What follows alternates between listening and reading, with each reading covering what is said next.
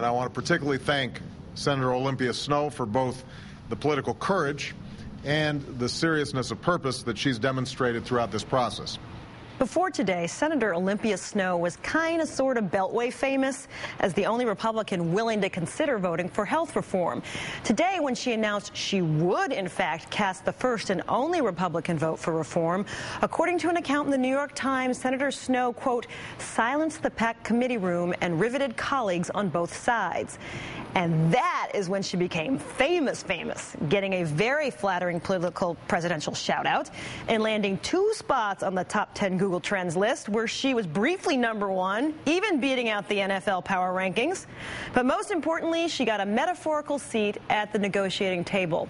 Senator Snowe made it very clear that just because she's voting for this particular version of health reform in the Finance Committee doesn't mean she's voting for any old health reform on the Senate floor. There are many, many miles to go in this legislative journey. My vote today is my vote today. It doesn't forecast what my vote will be tomorrow. In other words, if Democrats really want that one coveted Republican vote in the Senate, they're going to have to work with that one coveted Republican senator. So how does a soft-spoken, moderate senior senator from the 40th most populous state in the country become one of the most influential voices in health reform? And who exactly is Olympia Snowe, and how does her incredible personal story play into making her the most prominent people, one of them, in the health reform debate? Here to talk about it is Bill Nemetz, columnist for the Portland Press-Herald and Maine Sunday Telegram. He has followed Senator Snowe's career for 3 decades and spent a couple of days with her on Capitol Hill just last week. Mr. Nemetz, thank you so much for coming on the show tonight.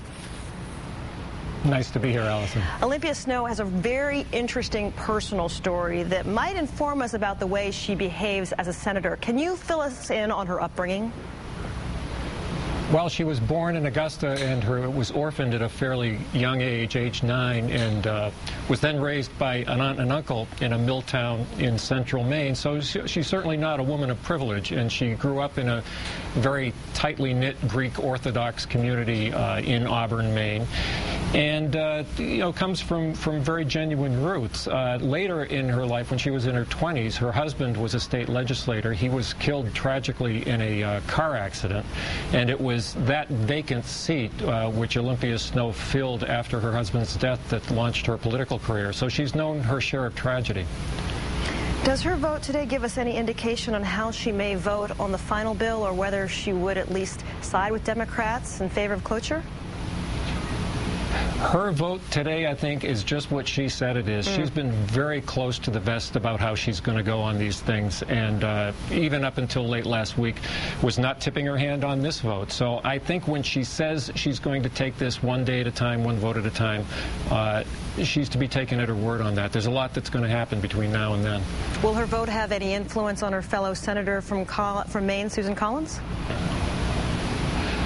Hard to say. I would doubt it at this point. She really does seem to be that lone Republican out there who's willing to cross the aisle and give at least a bipartisan tint to this thing.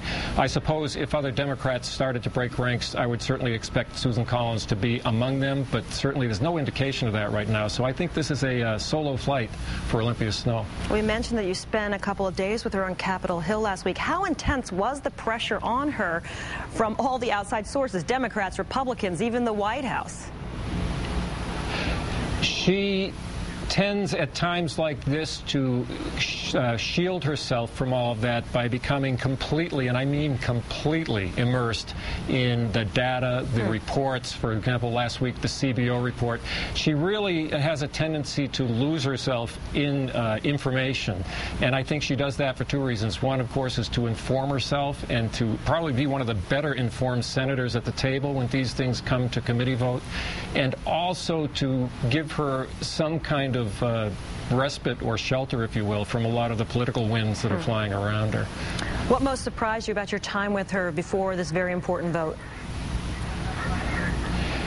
I'm not sure if it surprised me, but what impressed me was how, despite all the pressure, despite all the attention, despite taking the back stairway up and down to the Senate chamber to avoid the media, she never stopped smiling. And I would think at a time like this, one might expect a scowl from time to time, but she has this, I don't know if you call it, I don't know, serenity or something about her that enables her to kind of glide through all this. And despite the fact that she's at the center of this storm, she at times really seems to be, at least publicly, the least affected by it. Bill Nemetz, columnist for the Portland Press-Herald in Portland, Maine. Thank you so much for sharing your reporting with us tonight. My pleasure, Allison.